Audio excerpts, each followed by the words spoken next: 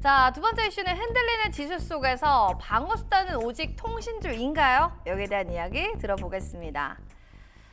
여러분 이런 얘기 들어보셨어요? 지수 흔들릴 땐 통신주. 이렇게 얘기가 나올 정도로 통신주의 매력이 지금 부각되고 있다라고 합니다. 왜 그런지 또 얘기 들어볼게요. 헌 부장님 오늘 얘기 되게 많이 하게 됐는데 네. 왜 그런 것 같습니까? 통신주요? 네. 통신주는 원래 매력적이었습니다. 원래도 매력이 있었다. 그럼요. 그러니까 이제 많은 사람들이 꾸준히 포트에 그래도 통신주 하나는 있어야지. 과거에 이제 어르신분들이 하는 얘기였거든요. 네. 왜냐면 고배당주이기도 하니까.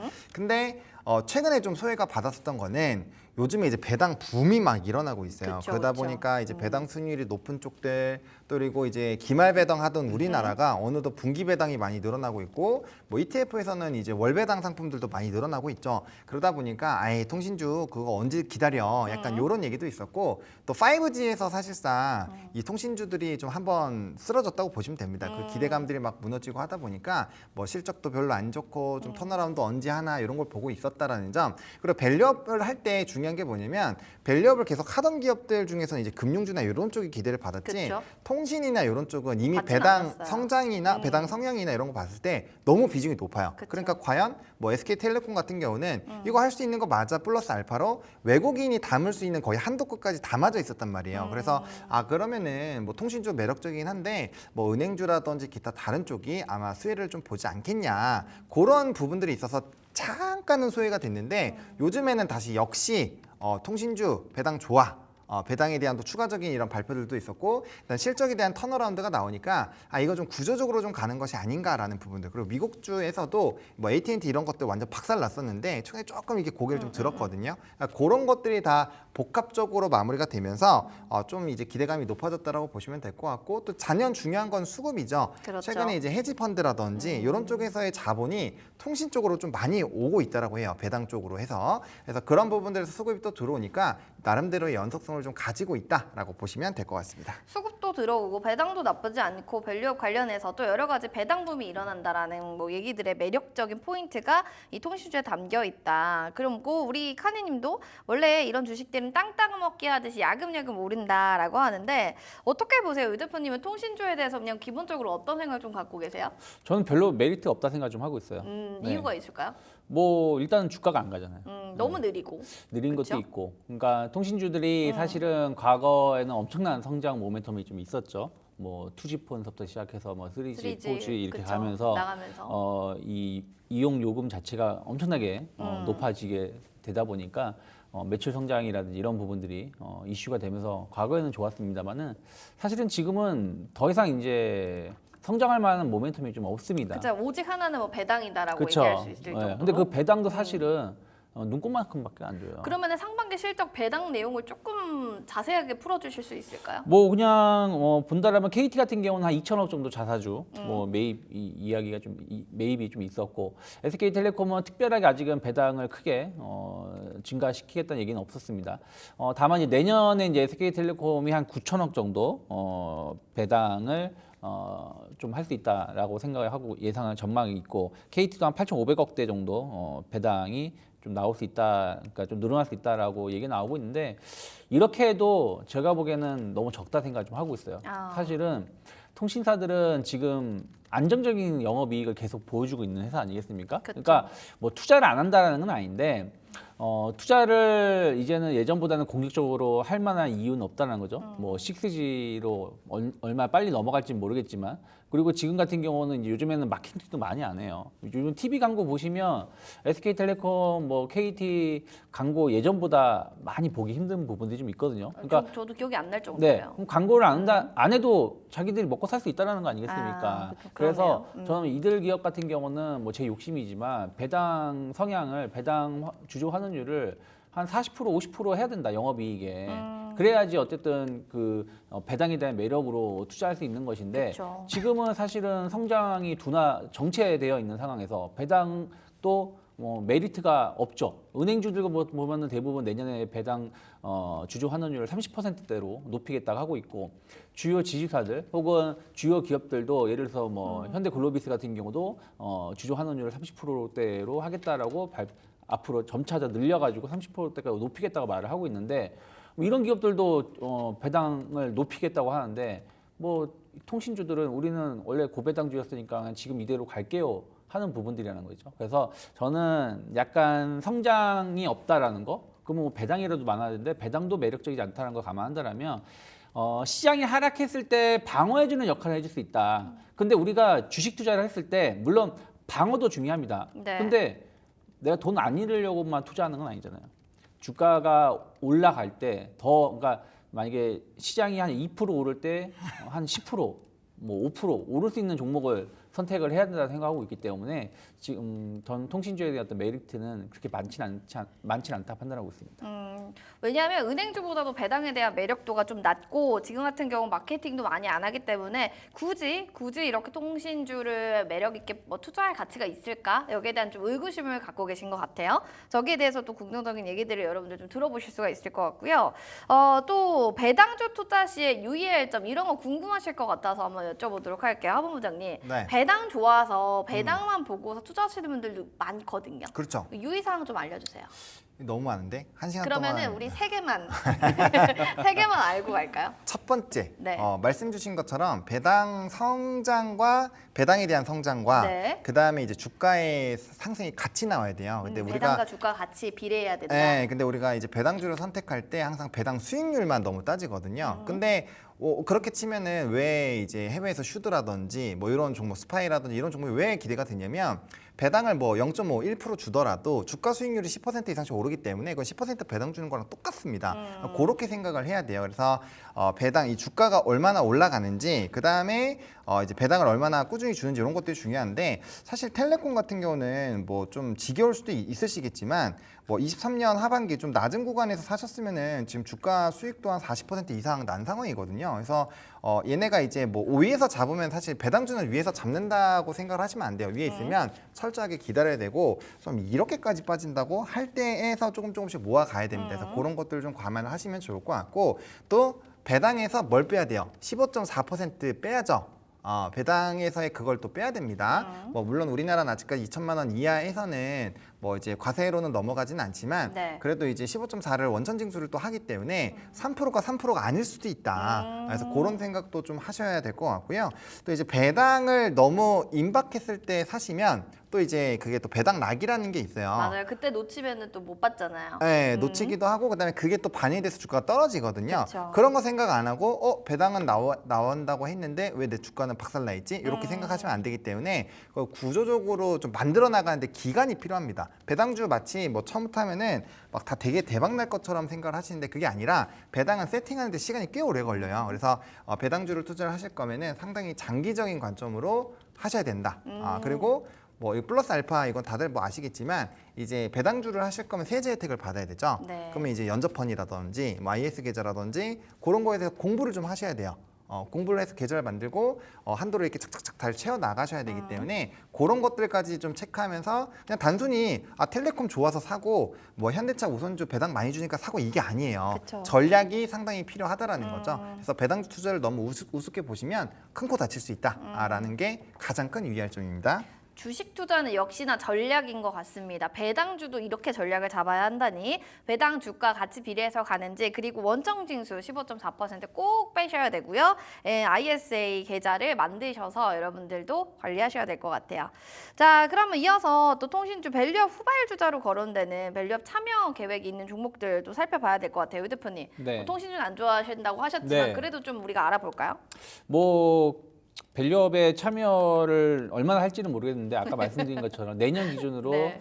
SK텔레콤이 한 9천억대, SK텔레콤. KT가 한 8,500억대, KT. 뭐 자사주 매입이든 배당이든 해가지고 얘기가 좀 나오고 있는데 사실은 뭐 지금 KT의 시가총액이 10조입니다.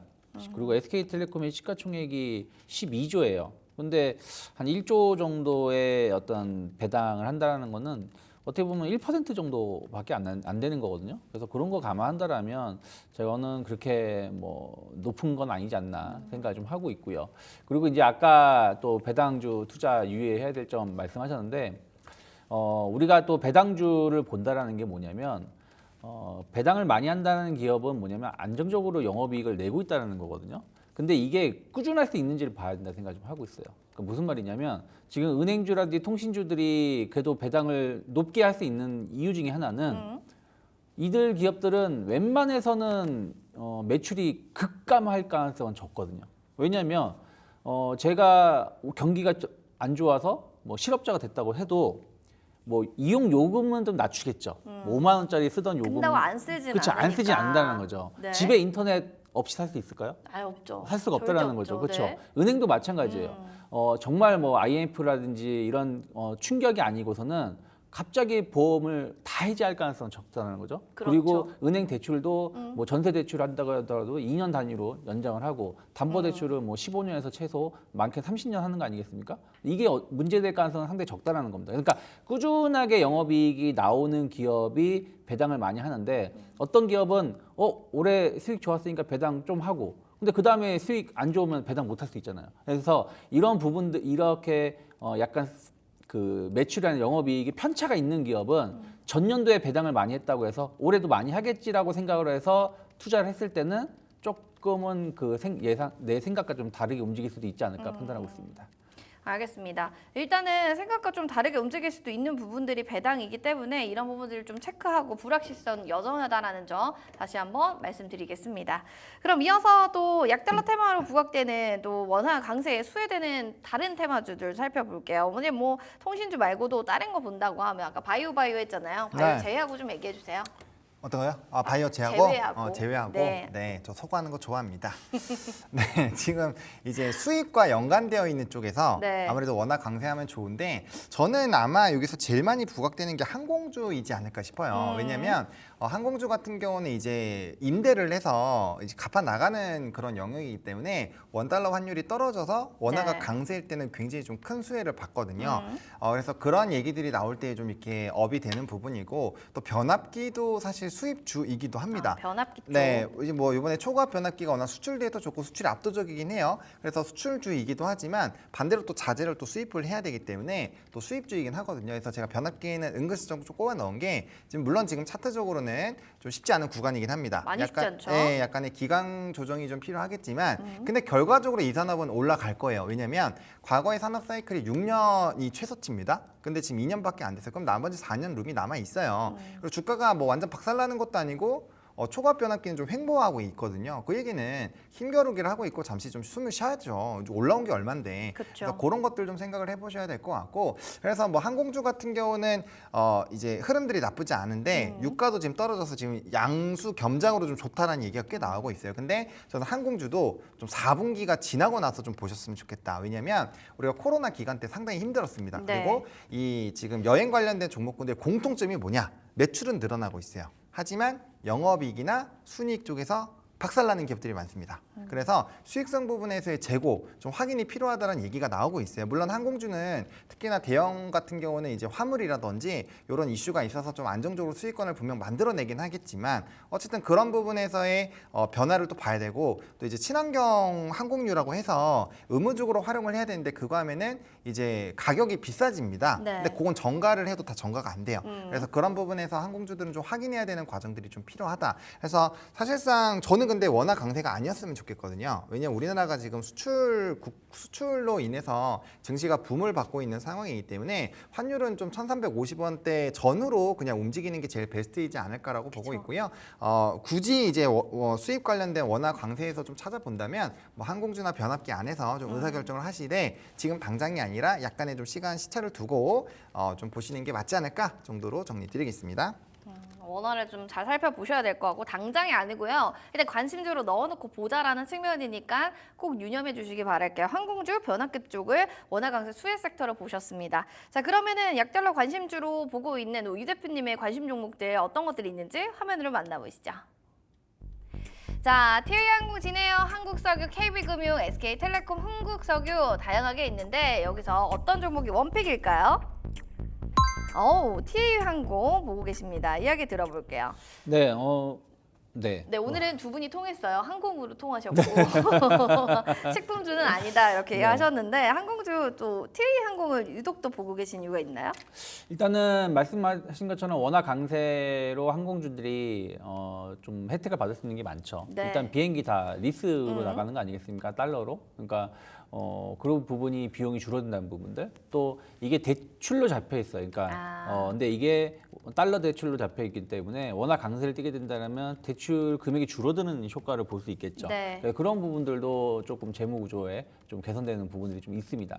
그리고 저는 유가가 결국엔 전 70달러 이하로 떨어질 거라 보고 있어요. 하반기에. 그래서 유가가 하락을 한다면 또 비용이 더 추가적으로 줄어들 수 있는 부분들이 좀 있죠. 그래서 전체적으로 봤을 때 항공주들이 워낙 강세에 크게 좀 수혜를 입을 수 있다 생각하고 있고, 저는 원달러 환율이 어디까지 떨어질 거라고 가끔씩 물어보신 분들 계시는데 네. 저는 일단 1,200원 초반까지도 보고 있습니다. 1,200원 네, 초반. 네, 왜냐하면 작년 같은 경우 이제 보통 그 환율의 하단이 1,250원대였거든요. 근데 작년에는 금리 인하가 없었죠. 근데 올해는 이제 금리 인하가 본격적으로 진행을 하기 때문에 워낙 강세가 조금 더 진행된다라면 전 1,200원 초반대까지, 중반이나 초반대까지 그 원화가 강세를 띌 수 있다 생각하고 있고, 그럼 거기에 따라서 수익성은 상당히 좋아질 수밖에 없지 않을까 생각하고 있고요. 티웨이 항공을 그럼 왜 꼽았냐? 일단 아시아나항공하고 대한항공이 합병을 했을 때 가장 큰 수혜를 입는 게 티웨이 항공입니다. 사실은 두 회사가 왜 합병하는지 모르겠어요. 다 버릴 거 다 잘라내고 있으니까. 근데 그걸 다 쪽쪽쪽 주워오는 게 티웨이 항공이 아닌가 생각하고 있는데, 특히 이제 수익성이 좋은 유럽 노선이 계속해서 인기를 끌 가능성이 좀 높다 생각을 좀 하고 있어요. 그리고 중동 리스크만 좀 완화된다라면 노선도 좀 단거리 쪽으로, 그러니까 뭐랄까요? 그 지금 우회하는 항로도 조금 줄어들 수 있다 생각 좀 하고 있습니다. 그래서 이쪽에 대한 어떤 경쟁력 확대가 기대가 되고 있고요. 그리고 소노 인터내셔널이 제 기억 3,000원대 그 지분을 매입을 했는데 네. 지금 보면 2,700원이기 때문에 충분히 메리트가 있다 생각 좀 하고 있고, 또 시너지 효과 또 감안한다라면 전 충분히 한 3,100원 까지 어떤 상승은 나올 수 있다 생각하고 있고요. 한 2,550원 마크 이탈하지 않는다라면 분할 매수도 충분히 가능하지 않나 판단하고 있습니다. 알겠습니다. 일단은 리스 비용도 줄고 달러에 대한 대출로 잡고 있기 때문에 대출 금액 좀 줄어든다라는 메리트가 있다라는 것 때문에 이제 티웨이 항공에 대해서 역시나 항공주를 탑픽으로 꼽아 주셨던 것 같아요. 그럼 이제 관련해서 또 추가적으로 보신다면 약달러 관심주 우리 협업부장님 어떤 거 좀 보고 계신지도 얘기 들어볼까요? 저는 그냥 반도체를 보셨으면 좋겠습니다. 그냥 이거 다 집어치우고 반도체다. 네. 제가 지금 관심 있게 보는 두 가지 산업이 네. 제가 이제 여기저기 이렇게 돌아다니면서 다 얘기는 못 하고 있죠. 왜냐면 여기저기 못 나가고 있으니까. 네. 하지만 오늘 속으로 좀 했으면 좋겠는 게 이게 엔비디아가 사실상 굉장히 중요한 변곡점이고 좀 가스라이팅이 많이 되어 있는 것 같아요. 엔비디아 가스라이팅이요? 네, 실적이 안 좋을 거다. 피크아웃이다. 근데 피크아웃이라고 얘기할 게 있나요? 왜냐하면 TSMC 실적이 잘 나왔다는 것은, 자 보세요, 우리가 반도체 피크아웃 얘기를 할 때 무슨 얘기를 하느냐, TSMC에서 엔비디아로 그 수주가 들어온 양, 그 총 공급 양이 결국엔 엔비디아가 이제 수주가 들어온 양보다 더 많다. 그래서 공급 과잉이다. 이제 HBM 끝났다. 이게 논리잖아요. 네. 그럼 반대로 치면은 TSMC가 지금 실적이 굉장히 좋다라는 것은 그런 거 다 포함해서 엔비디아도 실적이 좋을 확률이 높죠. 왜? 얘가 해서 주문을 놔야지 TSMC가 돈을 벌 거 아니에요. 그렇게 치면은 엔비디아 실적 좋을 겁니다. 그리고 우리가 이때까지 그 흐름이 있잖아요. 과연 젠슨황 CEO가 쭈글쭈글 하면서 HBM 좀 힘들 이렇게 얘기 안 할 거란 말이에요. 분명 우리 이제 시작이에요. 이제 영상이랑 이미지 보셔야 됩니다. 이런 얘기 해줘서 만약에 엔비디아가 움직이면 지금 시점에서 가장 장사를 잘하면서 억울하게 떨어져 있고 외국인의 수급이 가장 많이 들어와 있는 반도체가 분명 반전 포인트가 될 수 있다는 거죠. 그래서 오늘은 지금 이제 좀 이미 반응이 나오고 있는데 저는 일단 긍정적으로 생각을 하고 있거든요. 근데 네. 만약에라도 내일 좀 부정적인 이슈로 박살이 났다. 그러면은 반도체 소부장 보지 마시고 네. 대형주 두 개는 모아가시면 분명 좋은 결과 있을지 않을까라고 생각을 하고 있습니다. 네, 우리는 잭슨왕을 믿습니다. 댓글에도 이런 얘기가 있는데 여러분들도 반도체 들고 계시면 참고하시길 바랄게요. 자, 소문난 주식 맛집 주실렉 오늘 준비한 소식 여기까지 되겠습니다. 본 프로그램 투자 판단에 대한 도움 말씀 전해드렸어요. 해당 가치에 대한 상승과 또 하락을 보장하지 않는다는 점 기억해 주시기 바라면서 저희는 물러가도록 하겠습니다. 남은 오후장도 성공 투자 하시기 바랍니다. 시청해주신 여러분 고맙습니다.